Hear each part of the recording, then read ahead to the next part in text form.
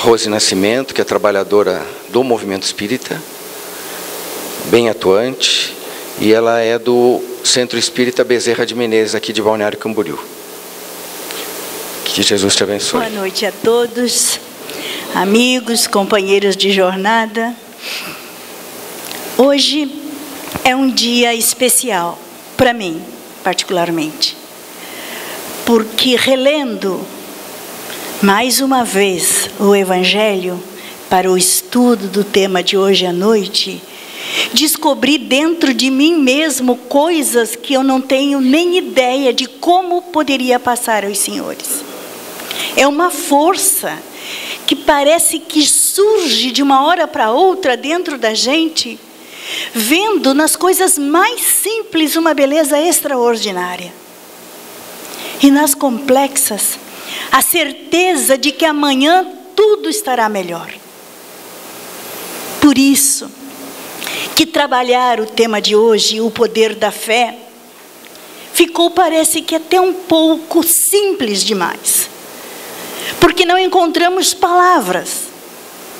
E depois, relendo uma obra, Pensamento e Vida, de Emmanuel, lemos lá que ele fala que os espíritos têm dificuldade em mostrar as benesses do plano espiritual mais alto, mais elevado, por falta de palavras no nosso vocabulário. E então nos sentimos felizes porque tivemos uma pequena réstia do que é isto, do que é não ter palavras para passar aquilo que sentimos no imo da alma, quando Deus permite essa pequena luz, essa réstia, esse raio, que passa rapidamente e que nos deixa um calor no coração extraordinário. Estávamos vendo outro dia, mais uma vez, o filme do Chico Xavier, da história dele, para nos inspirar, porque soube este homem exercer na sua vida o poder da fé. Quem assistiu, e todos devem ter assistido, vão lembrar quando ele levanta a blusinha dele e mostra a barriguinha toda perfurada de pontas do garfo, que a madrasta, ignorante ainda, provocava nele. Ele mostra com vergonha, porque ele está sem coragem de que todos vejam que ele não é um cara legal, que alguém o está castigando porque ele não tem o comportamento que deveria ter. Mais tarde, quando ele sente vergonha novamente de ver o seu pai aceitando galinhas e outros presentes pelas consultas que ele oferecia, que eram atendimentos fraternos, atendimentos de muito amor, de muita dedicação, de muita abnegação, que promoviam curas. Não que ele fosse um espírito que veio para curar, não. Mas ele amava tanto e tocava tão profundamente o coração das criaturas com este amor, que a fé fervia dentro dele. E este poder, fruto desta fé fervorosa, fazia com que as criaturas mexessem com as fibras mais íntimas da sua alma e desejassem intensamente melhorar.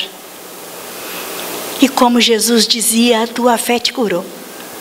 E as criaturas saíam dali melhores, e a fama se espalhou. E o pai, percebendo que aquilo poderia ser um grande negócio, enquanto ele trabalhava, o pai foi colocando as pessoas em fila e recebendo as benesses que essas pessoas traziam, para passar algumas à frente, aquelas que davam mais. E ele sentiu muita vergonha. E ele fica vermelho porque o artista que interpreta deixa a gente perceber esta sensação de vergonha. E ele disse, não, meu pai, é Jesus quem trabalha, não sou eu. E consegue, com muito carinho, sem agredir o pai, sem agredir aquelas pessoas, resolver aquela questão.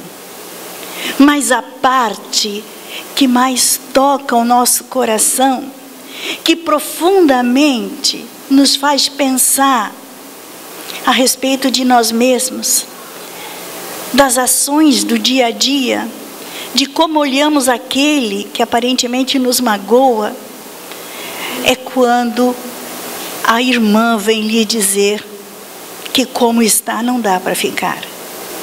Ou é ele, ou é ela. Ou alguém terá de abandonar a casa. E ele compreende imediatamente.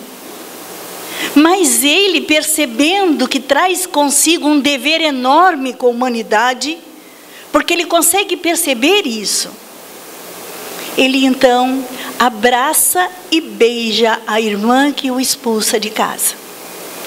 E o que é que ele leva? Os senhores vão lembrar. Busca entre os livros o Evangelho segundo o Espiritismo. Põe o seu terninho de linho branco bastante surrado. E nós o vemos na estação ferroviária, sentadinho com o seu livrinho esperando o trem. Foi de Pedro Leopoldo para Uberaba. Começar uma vida nova, buscar o auxílio de amigos, porque orgulho para quê? Para quê? Quem conhece o Evangelho de Jesus, a ação vivida por Jesus aqui na terra, sabe que o orgulho é um espinho que fere profundamente e que é opção nossa. Nós é que escolhemos sofrer ou não. Nós é que agasalhamos. Uns até dizem ser virtude, que eu tenho meu amor próprio, porque não sei o quê, né? Então essa pseudo-virtude que prejudica profundamente as criaturas, nós sabemos que podemos deixá-la de lado. Quantas vezes já ouvimos quando acontece a separação de um casal? Começa a nascer dentro desta criatura uma raiva dos dois lados, uma ira, uma cólera em relação ao outro, porque analisando a sua vida só fez o bem dos dois lados. Só auxiliou, se tomou essa ou aquela atitude foi por indiferença, por abandono. E ambos, cada um do seu lado, sobe cada vez num pedestal mais alto. E quanto sofrem essas criaturas? É o orgulho instalado em ambos os corações. Ninguém se entrega às evidências. Os que cercam o casal, todos conhecem as causas, todos. E quase sempre 50% para cada lado. Porque vítima na terra não existe. Quando a causa não está aqui, está lá, nas pretéritas. Então nós podemos perceber o quanto esta coisa chamada orgulho prejudica. Porque se baixássemos a guarda, se buscássemos a compreensão do outro, mesmo que percebamos que estamos sim numa situação de vítima, estamos, mas não somos vítimas. Vamos tentar compreender as nossas tendências.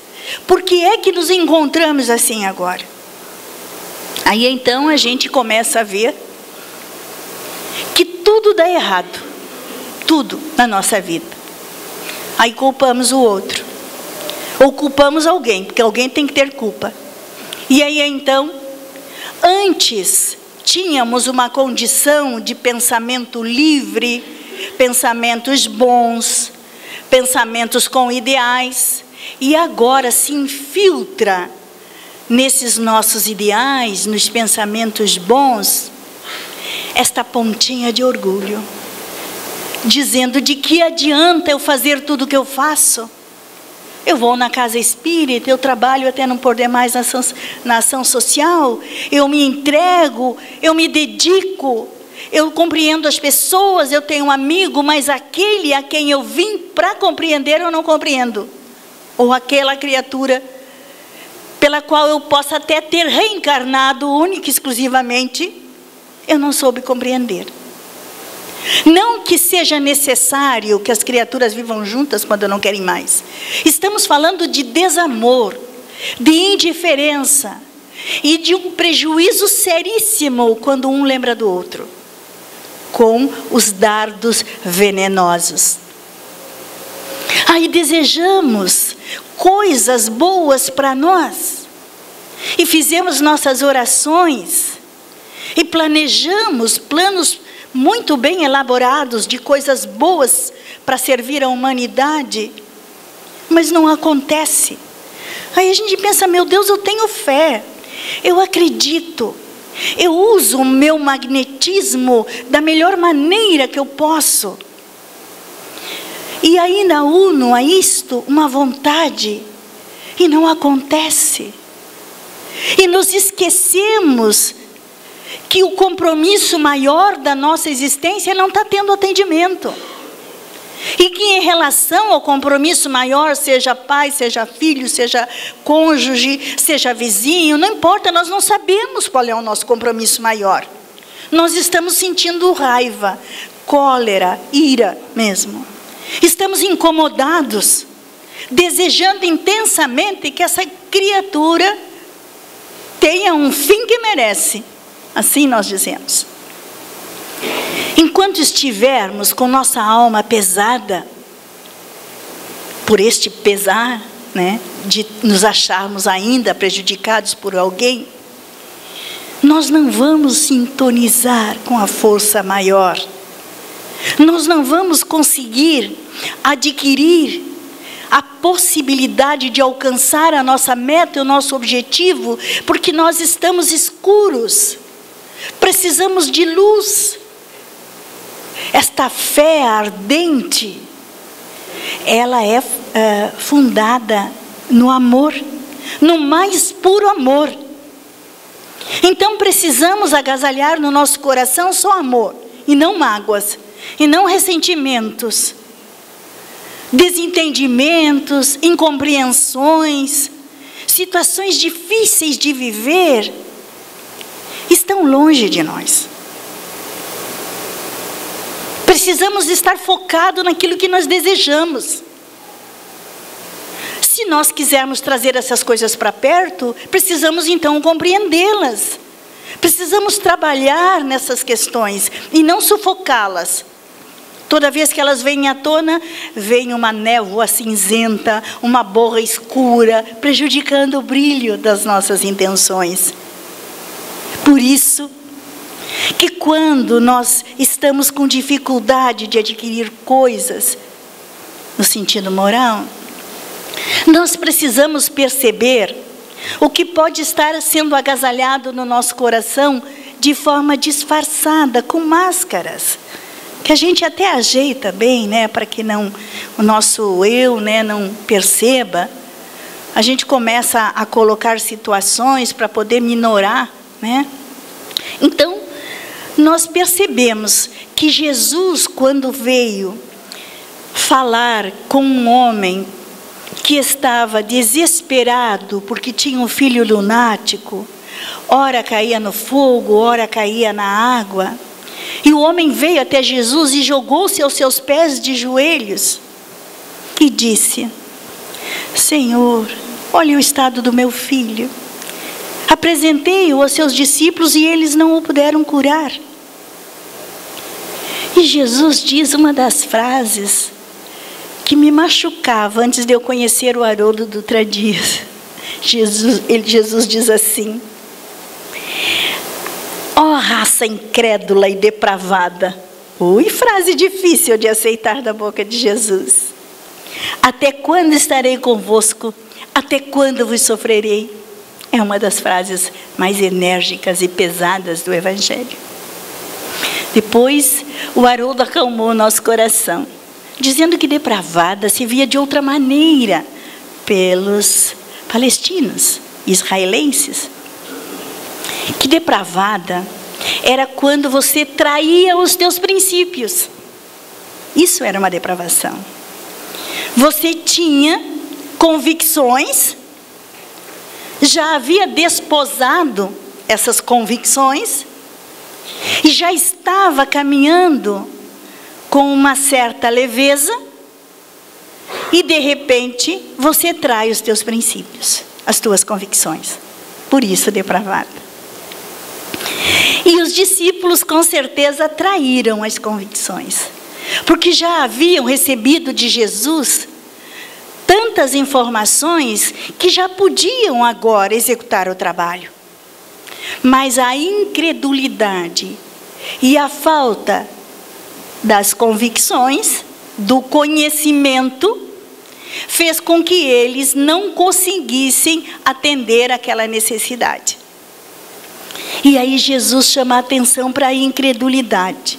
E nós dissemos, não, mas eu acredito. Quando eu quero uma coisa e eu desejo muito, eu acredito que eu vou conseguir. Duvidando no fundo da alma. Infelizmente, nós duvidamos no fundo da nossa alma. A gente precisa fazer este trabalho de interiorização para reconhecer. Porque na maioria das vezes a gente percebe isso quando uma situação difícil acontece conosco. Em Curitiba, uma senhora que conheci numa casa espírita me ensinou muito, tenho um carinho muito grande por ela. Mas aconteceu com ela um fato que nos fez perceber a dificuldade que temos de compreender as coisas do mundo. É filha de um médico, mãe de um médico, aliás, e morava numa casa muito grande, né? Ela e o filho, é viúva, e o filho então foi para o trabalho logo de manhã cedo, e aí então resolveu ela ir na panificadora buscar o pãozinho de cada dia, né? E aí ela sai da casa, sempre cuidando para chavear tudo, e vai na panificadora. Quando ela vem voltando para casa, ela encontra uma pessoa, uma moça, assim, trajada de forma muito simples, e disse para ela, eu arranjei um trabalho numa das casas aqui, não estou encontrando a casa. Já estou cansada e estou com muita sede. A senhora não tem um copo de água para me dar? Ela disse, tenho sim. Aí ela abriu a porta dela e foi lá dentro buscar a água e não tomou o cuidado de trancar a porta. E aí então houve a surpresa. A criatura entrou com mais 3 elementos que bateram na cabeça dela e ela caiu ao chão. E eles então fizeram uma limpeza na casa de caminhão. Foi algo que mexeu com todos nós da casa espírita. Porque era uma mulher muito boa, de uma bondade, e continua até hoje, porque ainda existe. Porque ela teria sofrido uma agressão tão grande. E ela lamentou muito tudo que perdeu. Porque havia montado a casa dela 2 anos atrás do acontecimento. E agora que ela estava acostumada com tudo muito organizado, era o sonho da vida dela. Ela disse que já não tinha mais vontade de sair para fazer coisa nenhuma. Porque ficar dentro da casa que ela sonhou e como estava, era o céu para ela, o paraíso. Depois desse desabafo, ainda ouvimos um irmão, que era um dia de estudo, usar 1 hora para falar-nos do risco que nós corremos nas cidades grandes, do quanto temos que ter cuidado de fechar janelas e portas, de pôr trancas ou pôr grades para que não sejamos então assaltados. Enfim, terminou o dia, terminou a noite, quer dizer, quando ela se levanta e diz, agora, apesar do meu sofrimento, eu queria fazer uma oração pelos ladrões, né? Todo mundo se espantou. Primeiro ela chorou bastante. Ela disse, porque de que valeria a minha vida se alguém não tivesse me alertado para o risco que eu estava tendo de ficar grudada nas minhas coisas depois de desencarnar? Ela está hoje com 91 anos. Quer dizer, vai longe ainda. Ela disse: qual o risco que eu teria de desencarnar porque amava demais a minha casa, eu ia ficar grudada nela. Outra coisa, como é que eu vou negar um copo de água para alguém só porque esse alguém vai se aproveitar de mim neste momento? Se Deus é bom e justo, ou eu estou negando esta justiça, ou estou aceitando que Ele quis me dar uma lição. O que é que importa mais? Os meus bens? Ou o que aconteceu com esse pessoal? Porque de alguma forma, eu vou rogar a Deus que eu possa encontrá-los de novo para abraçá-los. E aos poucos ela foi desdizendo tudo aquilo que o companheiro, o professor do estudo havia dito. Foi desmanchando toda aquela coisa negra e perigosa. Aí ela disse: por que eu vou pôr grades nas minhas janelas, se eu confio neste Deus soberanamente bom e justo? É óbvio que eu tenho que tomar cuidado e vigiar, mas é com o que eu trago dentro da minha cabeça, e não com as coisas que estão por fora. Porque se eu souber elevar o meu pensamento para o bem, naquele exato momento que eu entrei, eu estava tremendo de medo daquela moça, porque nos olhos dela eu vi maldade. Mas a minha educação espírita me fez entrar. E eu tremi tanto que eu esqueci de trancar a porta. Se eu tivesse serenidade, eu teria fechado a porta e passado a chave. Mas eu esqueci. De tanto que eu tremia de medo da moça. Mas eu pensei: não, eu preciso dar a água, eu preciso dar a água, eu preciso dar a água. E agora eu ganhei, nesta noite, ela disse para nós, enquanto ouvia o Fabiano, que era o moço que falava, explicar o risco que nós corremos, eu recebi nesta noite essa luz, essa dádiva, de saber que amanhã eu vou fazer uma grande festa na minha casa vazia. Porque agora eu não tenho nada mais que me prenda neste mundo. Eu já posso viver em vida uma situação melhor. Porque eu vou trabalhar pelos necessitados. De hoje em diante, disse ela, frequentarei no mínimo uma vez por semana o presídio, para dar àqueles que ainda não têm o conhecimento da doutrina espírita e essa luz que brilhou dentro de mim. Então eu lembrei dessa história. Lembrei porque, remexendo os meus livros, eu encontrei esse relato lá, que às vezes eu escrevo para não esquecer. E eu pensei que o poder da fé, às vezes retardado, ele funciona. Porque ela teve certeza que Deus estava ali agindo naquela situação equivocada, dentro do medo, da incerteza do que é bom e o que é ruim para a gente. Quando nos libertamos do interesse, porque o problema nosso com a fé é quando nós temos fé com interesse em alguma coisa. Aí dificilmente as coisas acontecem. Naquele momento, desinteressadamente, ela percebeu que ela não tinha nada que segurar o que possuía aqui. E o que tinha real valor estava com ela mesma, que era a certeza de dias melhores. Outra vez também roubaram um carro na frente da casa espírita. E aí houve um grande movimento, né, das pessoas dizendo: que segurança nós temos e tal. Em qualquer lugar se roubam carros. Em qualquer situação. E nós não podemos ficar tão preocupados com as coisas que nos tiram, se nós confiamos no Evangelho de Jesus, no Sermão da Montanha. Se te tirarem a túnica, dê também a capa. Porque alguma razão há de ter.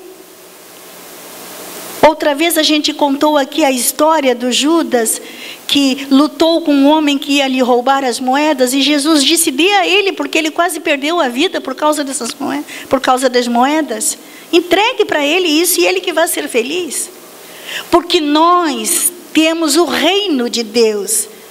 E o que é este reino de Deus que pode fomentar a nossa fé? É o trabalho na nossa intimidade. é a conquista de nós mesmos. Uma vez que nós vencermos essas más tendências que carregamos junto conosco, nós teremos tudo o que desejarmos, falando de forma material ou de forma espiritual.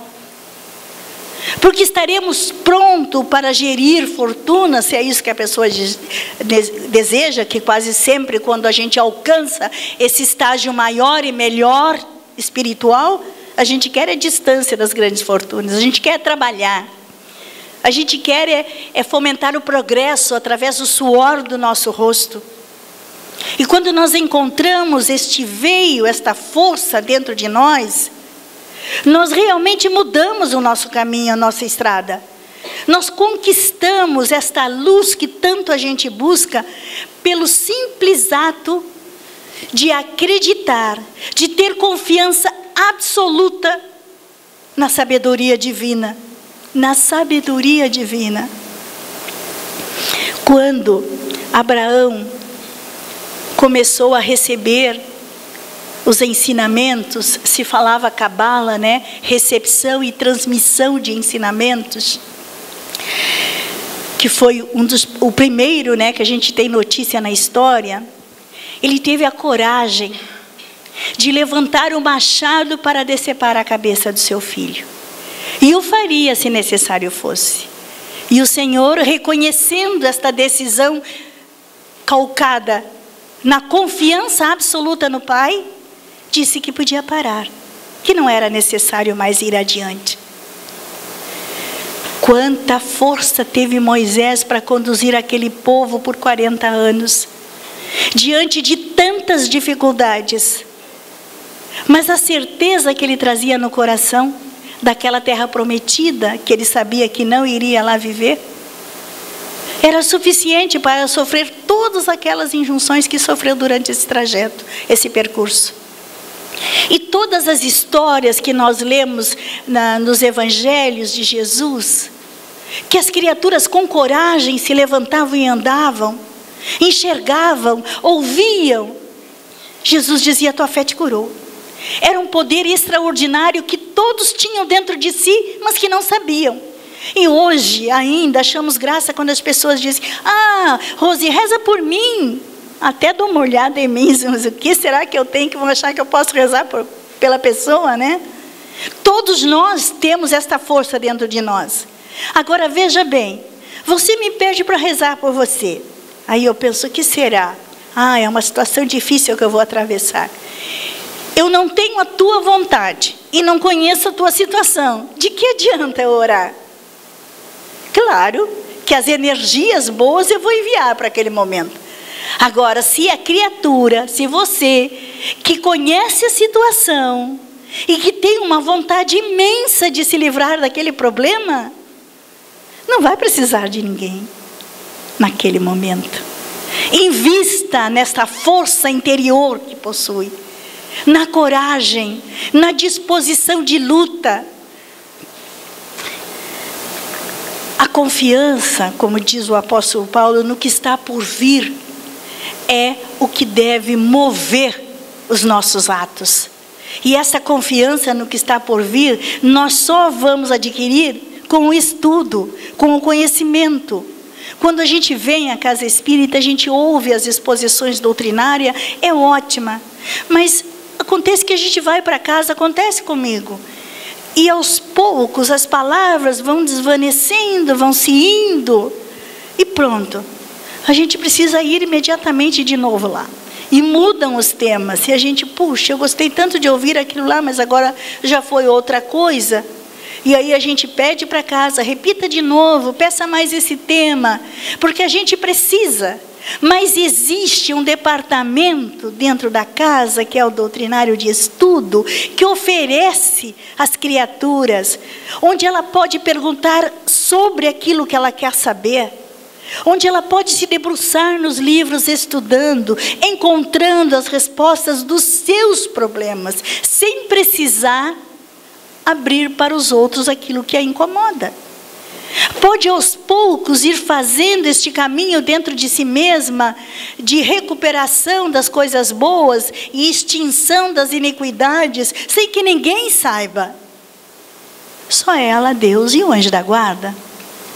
Mas é necessário o estudo para fortalecer a fé, para nos dar poder.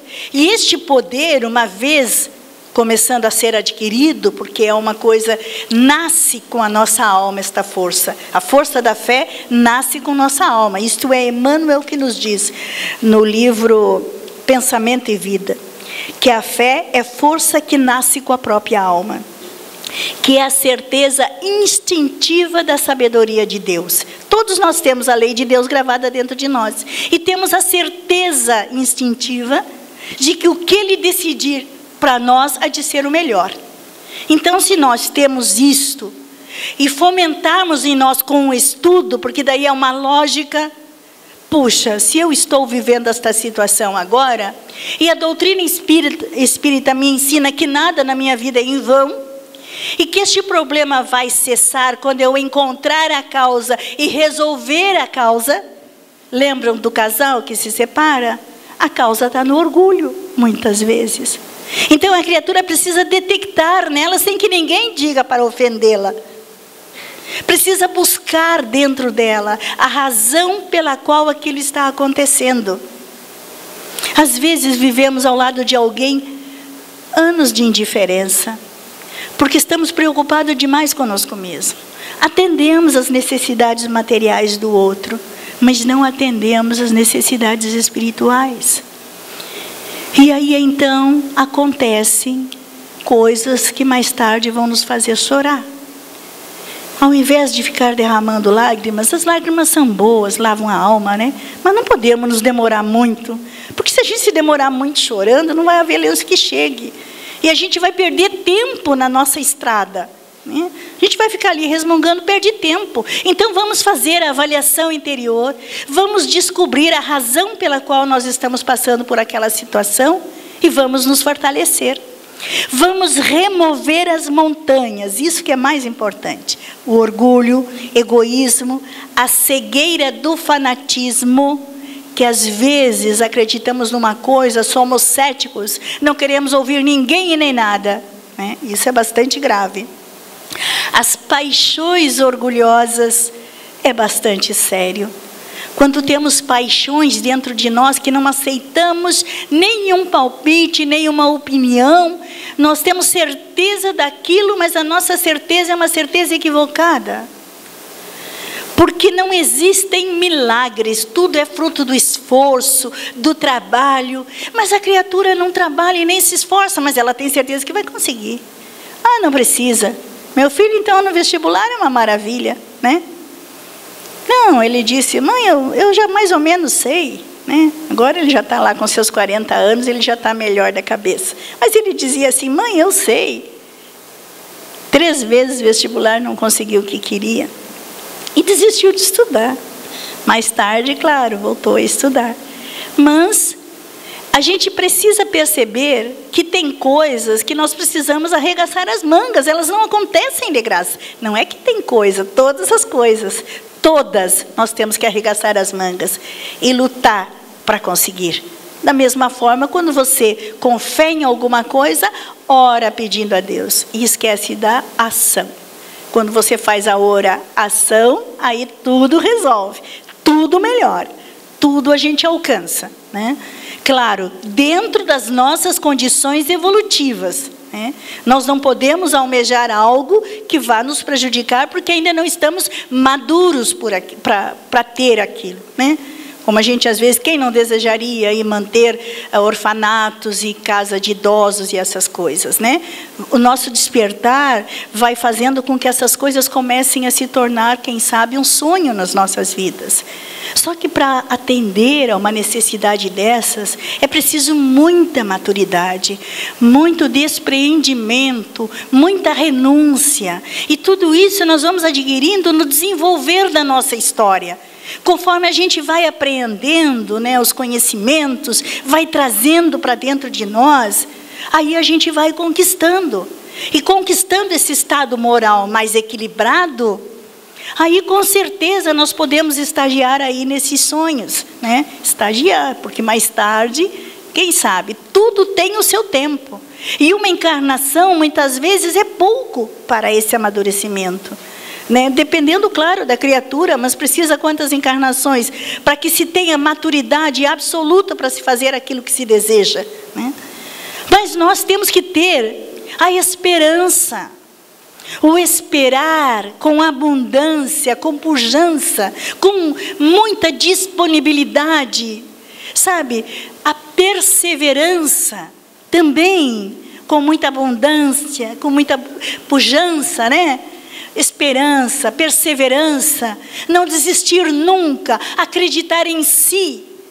Porque quando a criatura é fraca nos seus propósitos, quando ela tem uma fé vacilante, né? Uma certa incerteza, uma certa hesitação, os inimigos se aproveitam. Se aproveitam. Ah, coitada. Mas não são os inimigos exteriores, são os interiores, né? Aquele sentimento de vítima. Ah, que inimigo perigoso. Que inimigo terrível. Desmorona uma criatura. Dá depressão, põe a criatura prostrada e ela não consegue ir adiante. Mas é justamente por conta da fraqueza, da indolência, da falta de vontade, né? Noutra acepção, nós entendemos a fé, esta confiança em Deus que se tem numa realização, fruto da vontade. Fruto da vontade. Se nós quisermos, a gente alcança e pronto. Mas com aquela ideia de trabalho, de muito trabalho, muito mais do que se tem agora, muito mais. É um trabalho de preparação intelectual, preparação espiritual, preparação emocional, é muita coisa. Por isso temos que ser caridosos conosco mesmos. Vamos sim desejar intensamente melhorar, mas vamos dar um passo de cada vez para não cairmos. Porque às vezes a gente cai e aí vem então essa indolência, esta fraqueza. A fé nos dá, esta vontade, esta fé ardente, ela nos dá uma certa lucidez quando nós temos isso. Porque a gente vai em busca dos porquês, né? A gente quer saber. Bom, se Deus é soberanamente bom e justo, e se Ele conhece as minhas intenções, e as minhas intenções são melhores, são as melhores possíveis, então eu vou meditar. Eu vou meditar para ouvir meu anjo da guarda. Eu vou andar, eu vou ouvir e vou conhecer as minhas possibilidades. Em que situação eu me encontro para realizar o meu sonho? De que forma eu vou poder alcançar aquilo que eu desejo? E aí então, a meta, né? Com os nossos pensamentos elevados, a meta proposta, né? O nosso anjo de guarda analisando junto com a gente, né? Precisamos ouvir e aceitar a opinião do anjo da guarda. Porque às vezes o pensamento vem para nós e diz assim, não, capaz, isso não. Né? E a gente apaga aquilo da memória porque nos incomoda, né? Quando é uma resposta positiva do nosso anjo guardião.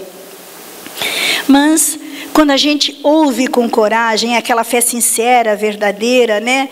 Ela faculta a paciência de esperar, né? Claro, tendo sempre o ponto de apoio a inteligência, né? A inteligência, porque nós não vamos ficar lá esperando. Vamos usar a nossa inteligência. Vamos acelerar o processo. Vamos desenvolver a nossa inteligência. Vamos trabalhá-la para que ela alcance os objetivos que nós desejamos, né? Sempre com a fé ardente. A calma na luta é sempre um sinal de força e de confiança, quando não há desespero, né? Porque muitas vezes nós nos desesperamos, principalmente diante de uma situação. Tem uma história de um rapaz em São Paulo, da Federação Espírita, eu encontrei na RIE, na Revista Espírita Internacional. Fala o seguinte, que ele conta a história assim, que vinha um homem pela estrada de ferro, cabisbaixo, vacilante. Quando levanta a cabeça, tem o rosto molhado de lágrimas. E recebe uma lufada de vento. E é um vento fresco, é tipo uma brisa. E essa brisa como que o envolve. E ele sente um calor. Pensa ele, meu Deus, acabara de sair do hospital. O filho tinha sofrido um acidente e ele teve a notícia de que as 2 pernas haviam sido amputadas. Como que eu posso sentir esse bem-estar? Naquele momento em que ele vinha caminhando daquela forma, lá no hospital, um grupo de atendimento de uma casa espírita chamado Nosso Lar visitava o rapaz. Já há 1 hora que conversava com o rapaz.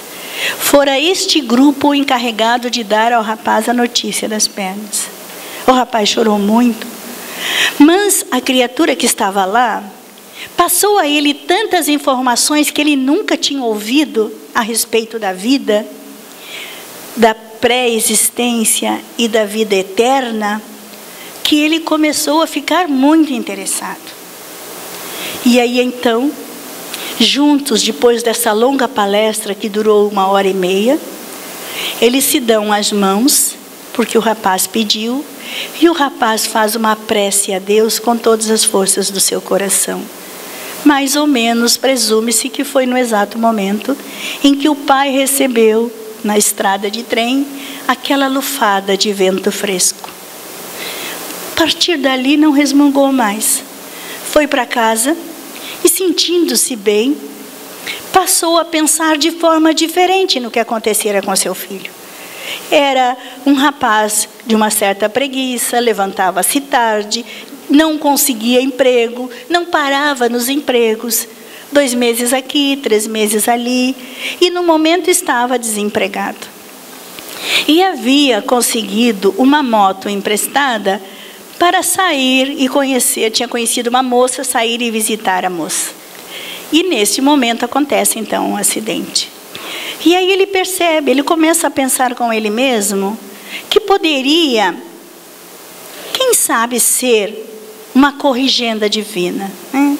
Ou um impulso para que o rapaz tomasse coragem. A vida não acabava pela falta das 2 pernas. Enfim, para encurtar a história, hoje ele é trabalhador da Federação Espírita de São Paulo. Ademir é o nome dele, está lá na revista. Já é uma revista de uns 4, 5 anos atrás, mas está lá. E tem uma vida extremamente ativa. Voltou a estudar, fez faculdade de administração, está trabalhando lá e é um espírita que se dedica todos os seus finais de semana no atendimento aos necessitados. Será que foi uma desgraça que aconteceu na vida deste rapaz? Será que esta força que ele passou a ter, estes sonhos que o pai disse que ele passou a ter em relação ao bem, ao próximo, a realização de todas essas coisas, agora com um pensamento renovado, vida transformada, coragem adquirida, fé reforçada, será que a gente pode entender como uma desgraça, sendo a vida tão rápida, tão passageira, como dizem os espíritos, é um segundo na eternidade? Será que a gente pode compreender estas coisas? Que não importa a situação em que nos encontremos, não importa a nossa condição física, nem material, não importa nem a espiritual, todos nós podemos conseguir este caminho novo, esta força, esta réstia de luz dentro de nós. Se realmente acreditarmos e nos debruçarmos nos livros, estudando e buscando a lógica de Deus, a razão pela qual nós estamos aqui, ninguém mais tem o direito de cruzar os braços depois de uma decisão dessas. Será que nós podemos, nós aqui que estamos aqui, mudar o mundo com essa atitude? Acreditamos que sim. Acreditamos que todos nós que estamos aqui dentro, se realmente decidirmos viver esta fé ardente que Jesus disse aos discípulos, que eles não conseguiram por sua incredulidade e por sua ação depravada, quer dizer, traíram os seus princípios, as suas convicções. Nós temos aqui princípios e convicções, senão não estaríamos sentados nessas cadeiras. Se nós decidirmos hoje não trair mais esses princípios e convicções, nós vamos entender que é um caminho, que é um processo e que poderão haver quedas. Mas a perseverança e a esperança, uma vez instalada no nosso coração, por conta da nossa vontade forte, da nossa vontade férrea, nós vamos alcançar o que quisermos, tudo o que desejamos. A fé humana é por conta do magnetismo que todos nós possuímos. E muitos de nós desenvolvem esse magnetismo em si, conseguindo coisas extraordinárias. Mas, quando nós juntamos a esta fé, a esse magnetismo, uma ardente fé, aí sim é que as coisas boas começam a nos acontecer. É onde nós vamos juntar o tesouro que a traça não corrói e que os vermes não comem. Aí, com certeza, nós vamos fazer uma jornada nova. Então, sem lamentações, porque as lamentações é como você pegar uma esponja bem suja e passar na tua alma, assim, sabe? Tu deixa ela toda escura, toda preta.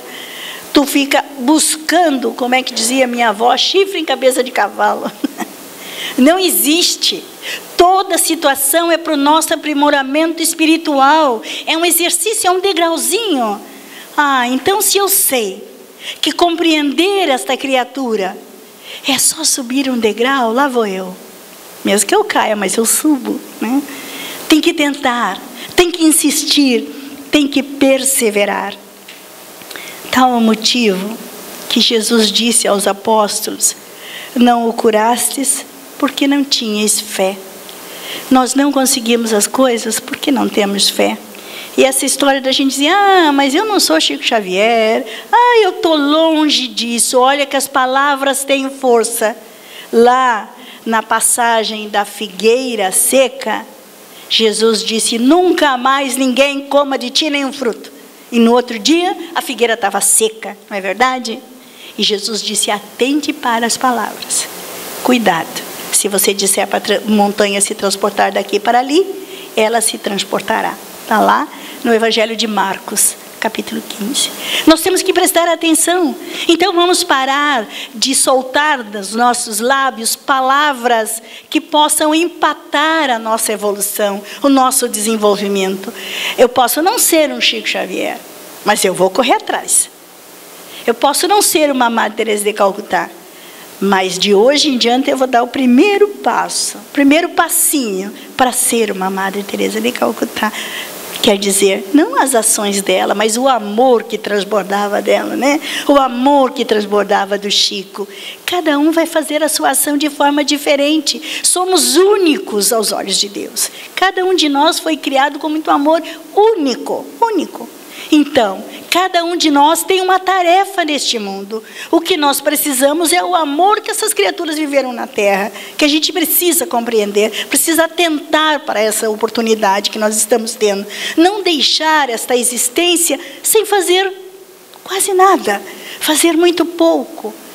Às vezes a gente faz pelas pessoas, faz, mas e nós? Para te oferecer uma água limpa para alguém, para dessedentar alguém, é necessário que você tire esta água de um vaso limpo.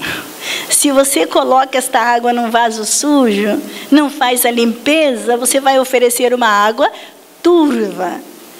Você não vai convencer, não vai passar essa certeza que precisa passar. Por isso, esta frase: raça incrédula e depravada, me preocupa e me incomoda, porque atinge profundamente o meu âmago, onde as iniquidades estão muito bem acomodadas e assentadas. Estamos trabalhando ativamente e acreditamos profundamente que vamos chegar lá, com esperança e perseverança. Que Jesus nos abençoe. Eu vou aproveitar o gancho da fala da Rose para convidá-los ao estudo. A Casa de Jesus oferece muitas opções de horários, que aqui na secretaria, aqui embaixo, vocês podem obter as informações. E o custo do curso é só a nossa disciplina, a nossa vontade. É isso que vai custar, para o nosso bem-estar e para fortalecer a nossa fé, como a Rose bem disse. Rose, obrigado pela contribuição.